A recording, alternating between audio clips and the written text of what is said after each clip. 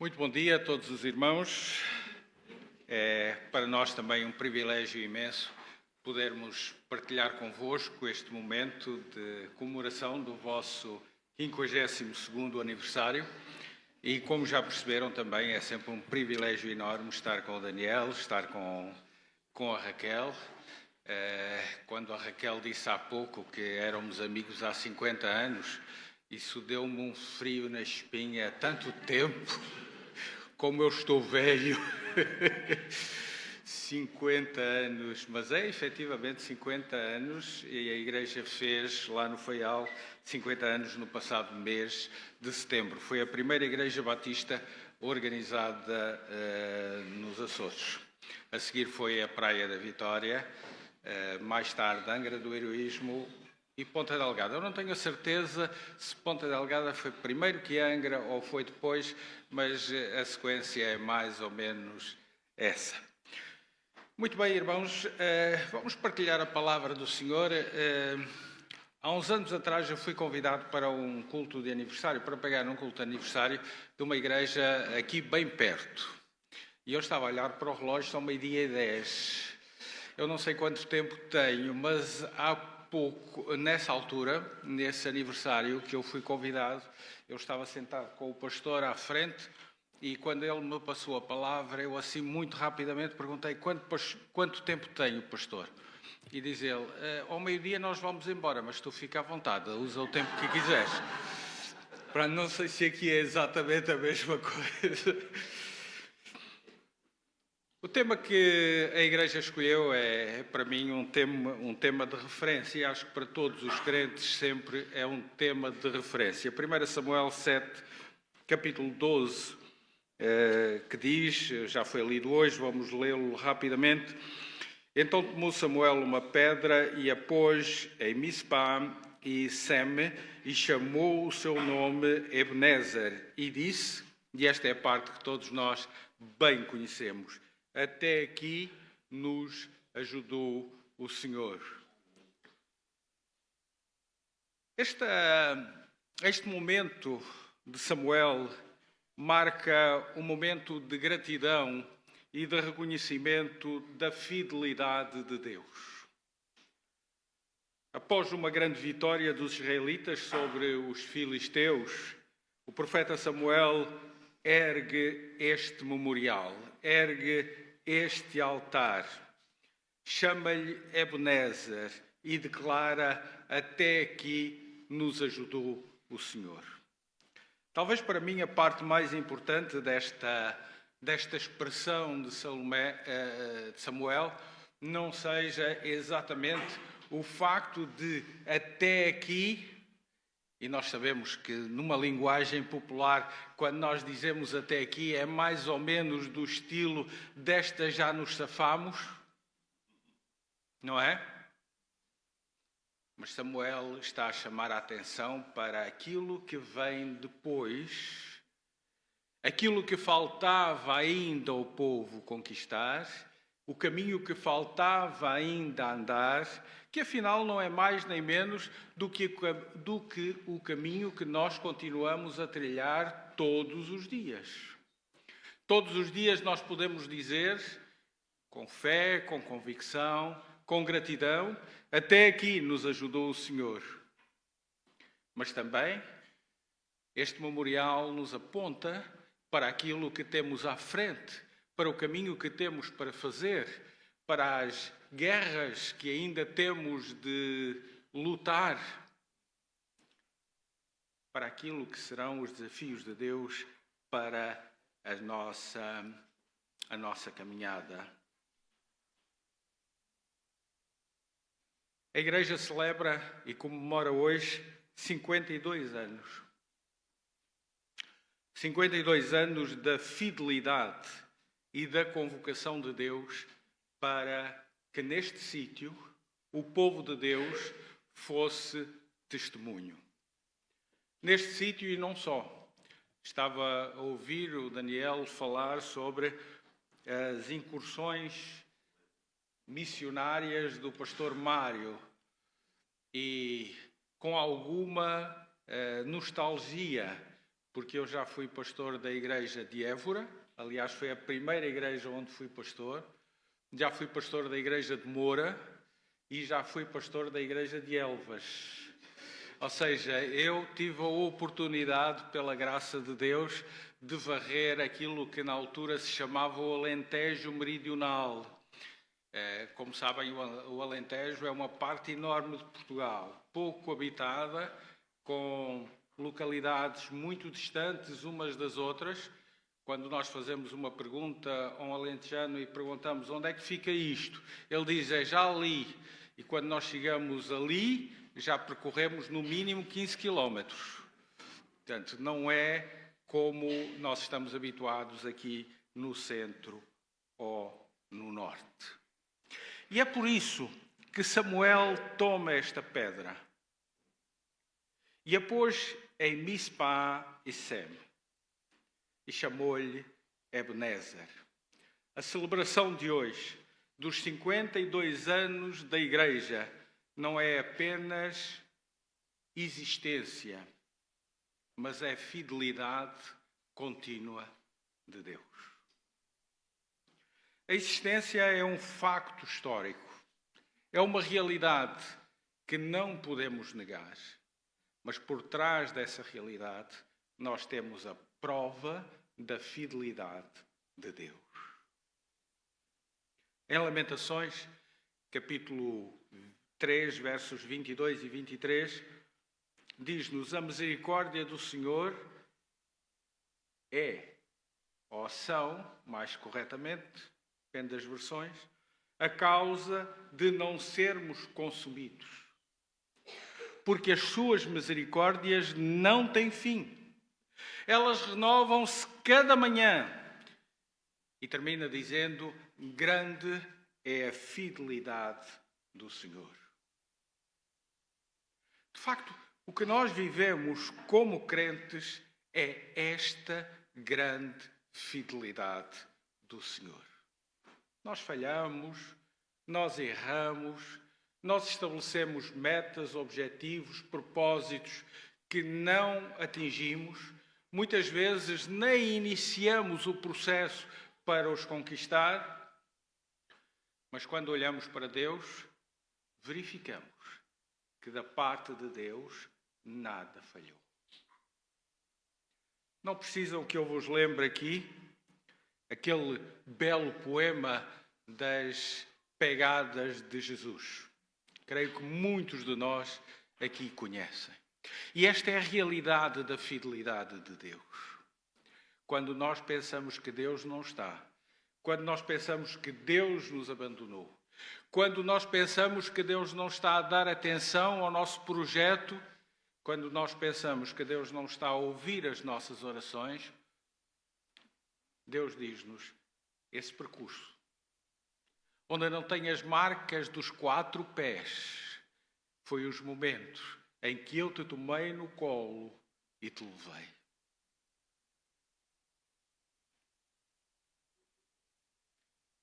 Se estamos hoje aqui, é porque Deus foi fiel. Só por isso. Podemos e devemos honrar os fundadores da Igreja, os missionários, os líderes, os trabalhadores em cada momento. E ainda ontem foi muito trabalho. Mas a verdadeira razão de estarmos aqui é porque Deus foi fiel. Se nós estamos bem hoje, é porque Deus foi fiel. É por isso que nós devemos olhar para trás, nesta caminhada de 52 anos, e percebermos a fidelidade e a presença de Deus, e olhar esse passado com gratidão. Nós gostamos muito de elevar a Deus as nossas orações, as nossas petições. Pedidos pessoais, familiares, profissionais, de outros irmãos, e nada mais certo do que esse empenho por parte de cada um de nós. Mas tantas vezes nos esquecemos de olhar o passado para contarmos as bênçãos. Conta quantas são. E darmos graças a Deus pelas bênçãos que Deus nos deu. Que Deus nos está a dar permanentemente. Provavelmente muitos aqui já passaram por doenças mais ou menos desafiantes. E se há coisa que marca a caminhada, que marca a nossa vida, que marca a linha histórica da nossa passagem pela Terra, são as doenças pelas quais nós passamos.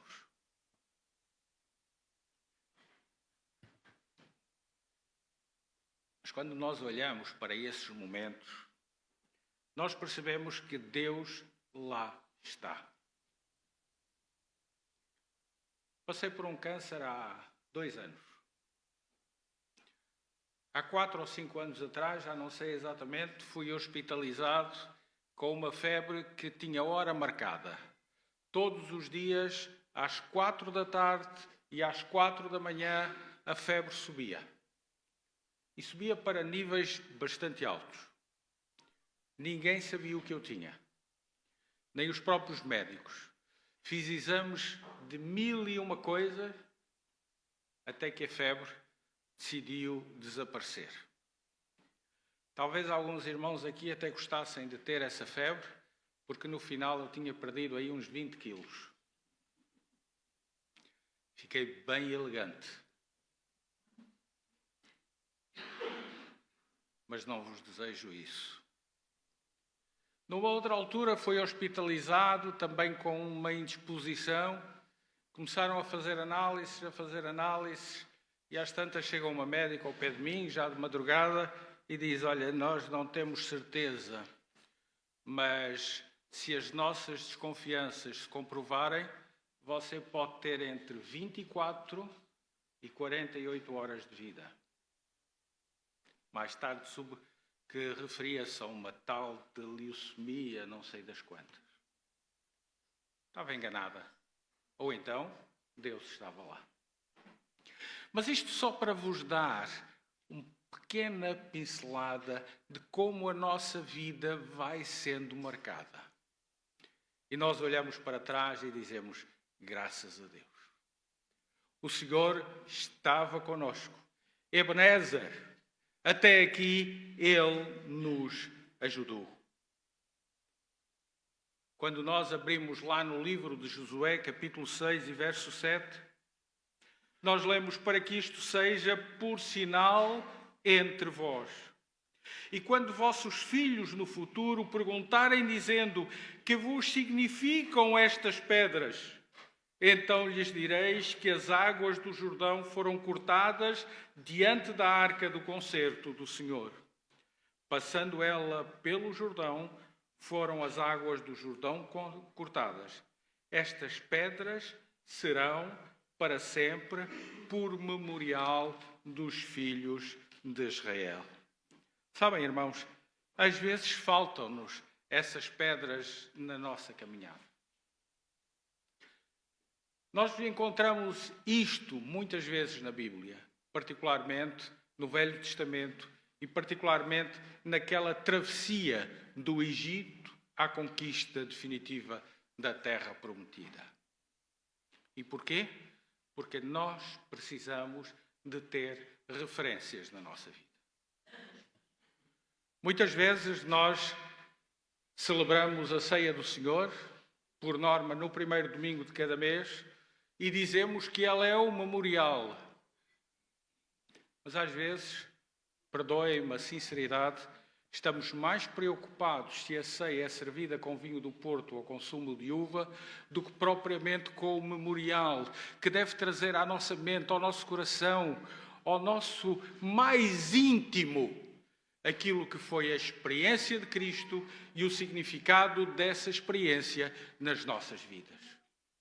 Aquilo que nos marca e aquilo que nos serve de referência para a nossa caminhada cristã. Salmo 103, verso 2 diz: bendize, ó minha alma, ao Senhor, E não te esqueças de nenhum dos seus benefícios. Meus irmãos, memoriais não são para viver no passado. Nós não devemos viver no passado. Às vezes ouço dizer: maravilha era a igreja primitiva. Será que aqui alguém nesta manhã, com convicção e com certeza, levantaria o seu braço a dizer: eu queria viver a experiência da igreja primitiva? Com toda a franqueza, tenho muitas dúvidas. Os memoriais são para termos referências do caminho que nos vai sendo traçado e do futuro que temos que percorrer. E os memoriais são referências para as gerações futuras. Se a igreja primitiva tivesse existido e não nos tivesse sobrado a Bíblia,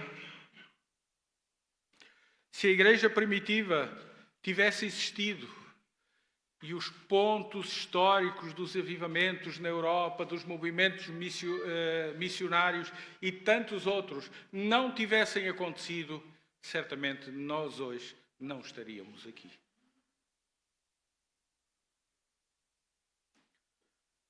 Quando nós olhamos a natureza e vemos árvores grandes, muito grandes, pesando muitas toneladas, nós nos perguntamos como é que uma árvore destas pode permanecer de pé. E a resposta é muito simples. Uma árvore grande e pesada permanece de pé porque tem raízes fundas. Uma igreja, qualquer igreja verdadeira e sujeita ao Espírito Santo e à obediência à palavra de Deus, ela tem alicerces fundos e ela tem que ser viva. E eu acrescentaria aqui uma coisa que para mim é muito importante, ou tem sido muito relevante nos últimos anos. Ela tem que ser uma igreja viva e não apenas uma igreja ativa. Nos últimos anos têm-se confundido atividade com santidade e com vida. Às vezes é impressionante nós olharmos as agendas das igrejas e vermos o conjunto de atividades. E às vezes, no meio de todas essas atividades, não há oração, não há estudo da palavra, não há conhecimento da doutrina, não há comunhão.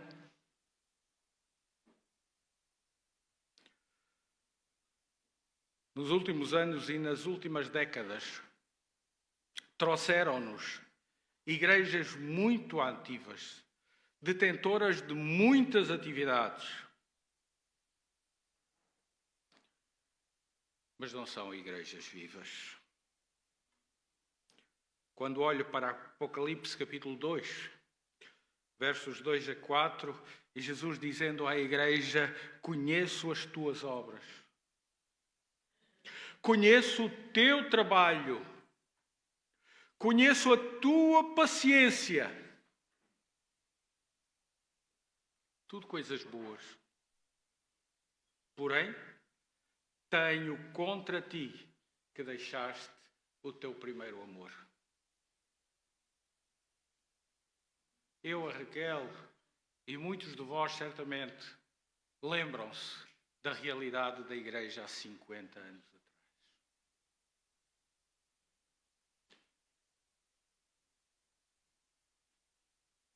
Lembro com saudade, com muita emoção, a realidade da igreja há 50 anos atrás. O pastor é velho, é saudosismo, chamem-me o que quiserem.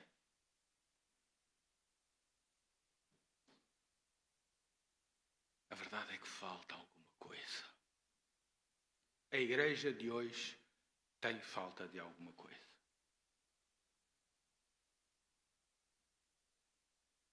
Há muita coisa por fora.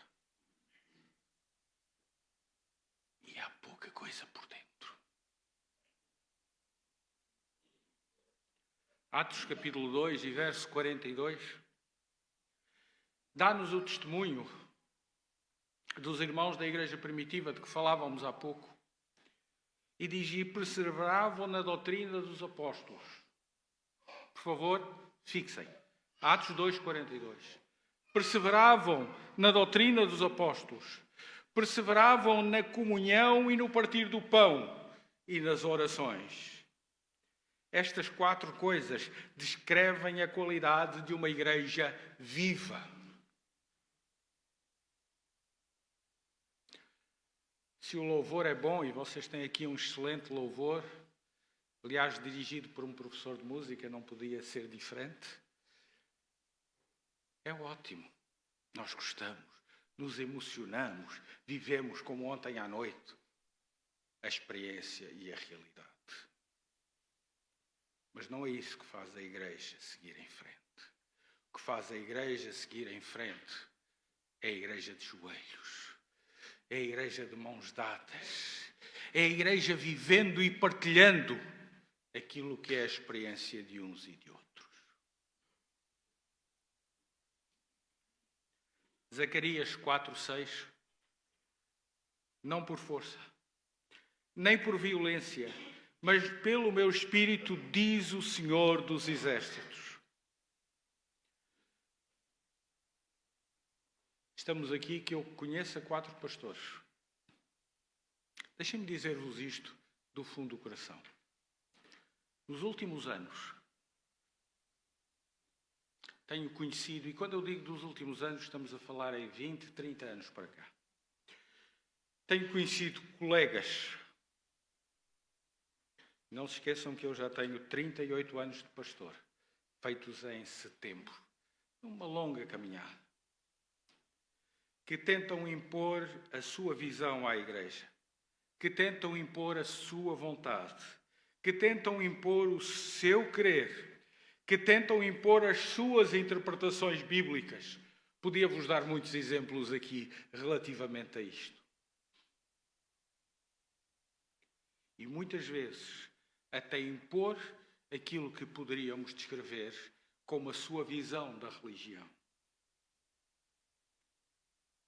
Alguns até têm contribuído, e graças a Deus por isso, para igrejas cheias e com plena atividade. Mas quando nós vamos um pouco mais longe, nós vemos igrejas vazias da Bíblia e com a ausência do Espírito Santo. Permitam muito rapidamente só contar-vos aqui uma historiazinha que alguns se calhar conhecem. Um pastor foi convidado para pastorear uma igreja. E num domingo de manhã, ele foi visitar a igreja para conhecê-la um pouco melhor. E neste convite, ele decidiu visitar as classes da escola bíblica dominical. Então ele foi ao berçário, foi aos júniores, foi aos adolescentes, foi aos jovens e, finalmente, foi aos adultos.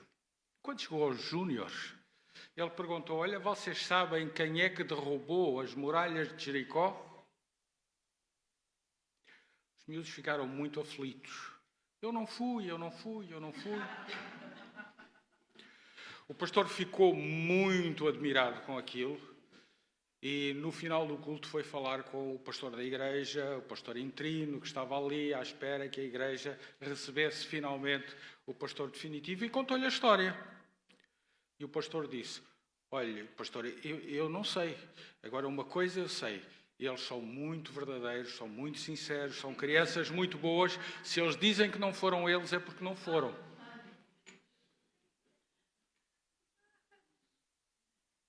Parece uma brincadeira.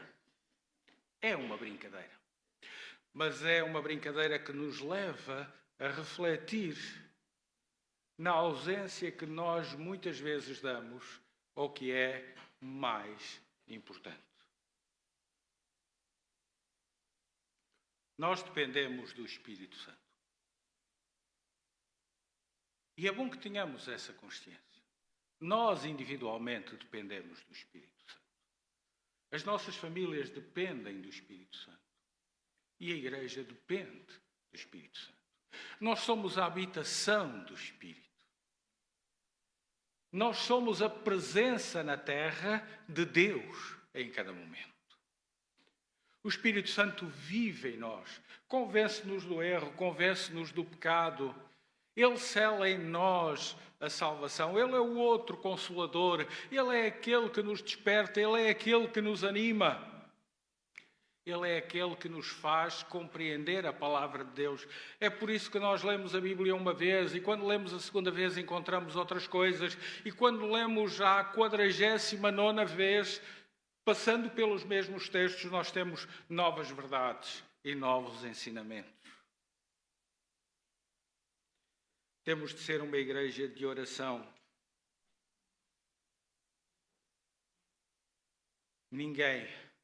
Nenhuma igreja vence, como eu disse há pouco, sem que a igreja esteja de joelhos.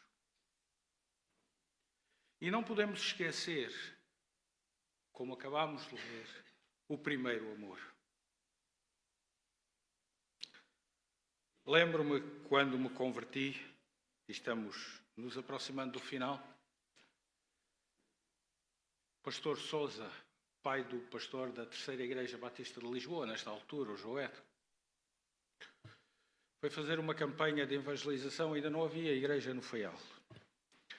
E no final do culto, o pastor fez apelo. Não sei se o pastor, se a dona Márcia, já não me lembro, mas um deles fez apelo. E uma série de pessoas, inclusive colegas meus de escola, que tínhamos ido, levados pela Celeste e por outros, levantaram a mão e o pastor disse, então agora os que levantaram a mão vão ali dentro, havia uma salinha, que a dona Márcia vai conversar convosco. E eu fiquei muito zangado comigo mesmo por não ter levantado a mão. Eu queria saber o que é que se passava na sala. A campanha era sexta, sábado e domingo de manhã. Eu no sábado estava lá. E quando o pastor perguntou quem queria aceitar Cristo, eu fui o primeiro a levantar a mão. Tenho que vos confessar que não aceitei Cristo naquele momento. Não aceitei. Mas eu queria saber o que é que se passava na salinha. E fomos à salinha. E o pastor, a dona Márcia, ofereceu-nos um Novo Testamento que guardo hoje com muito carinho, dizendo, agora vocês vão para casa e vão ler. E eu cheguei a casa, à luz da vela, porque não tinha energia elétrica em casa naquela altura, à luz da vela, eu li o Evangelho de Marcos todo naquela noite. E li o Evangelho de Marcos porque me enganei, mas ainda bem, porque Mateus era muito maior. Porque eu tinha visto na igreja e confundi Mateus com Marcos. Então eu fui à procura de Marcos e li Marcos. E foi na sequência dessa leitura que eu depois verdadeiramente aceitei Cristo e o segui. Mas, meus irmãos, se este é o tempo de termos referências, memoriais, etc., este é também o tempo em que somos chamados para avançarmos, que somos chamados para ter fé, que somos chamados para seguir em frente. Em Isaías capítulo 43, versos 18 e 19, diz, não vos lembreis das coisas passadas, mas nem considereis as antigas. Eis que eu faço coisa nova, agora sairá à luz, porventura não percebereis. Talvez alguns irmãos estejam a dizer, mas o pastor acabou de dizer que era para termos as referências, que era para olharmos para trás. Estamos a falar de coisas diferentes. Olharmos para trás, para as bênçãos, para as referências, para tudo aquilo que vai ficando no nosso caminho. Não para olharmos para o passado, não para olharmos para as coisas que deixamos, não para olharmos para as coisas que vencemos, não para olharmos para o pecado que tínhamos antes, não para olharmos para algumas coisas que por vezes nos desviam da nossa fé. Parece contraditório, mas não é. Em Hebreus 12:1, portanto, vós também, pois que estamos rodeados de uma tão grande nuvem de testemunhas, deixemos todo o embaraço e o pecado que tão de perto, nos rodeia e corramos com paciência a carreira que nos está proposta. Meus irmãos, se nós como crentes, como filhos de Deus, não exercitarmos a nossa fé, não exercitarmos o nosso caminhar diariamente, nós vamos simplesmente arrefecer na nossa fé e vamos nos tornar pessoas banais como todos os outros que não são crentes. Pensem comigo, um barco é feito de madeira, é colocado na água e é feito para navegar. Deixem-no lá encostado ao cais durante uns meses, 1 ano, 2 anos, 3 anos e vão ver o que acontece ao barco. Está podre. Muitas vezes no passado eu ouvi a ilustração da brasa. A brasa, enquanto está na fogueira, ela está viva, ela dá calor, ela aquece-nos. Quando ela é retirada, ela morre. Meus irmãos, para terminarmos mesmo, o melhor de Deus para esta igreja ainda está por vir. O melhor de Deus para esta igreja ainda está para chegar.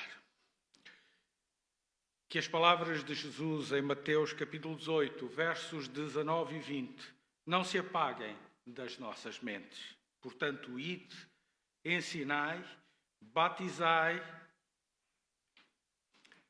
porque eu estou convosco todos os dias, até à consumação dos séculos.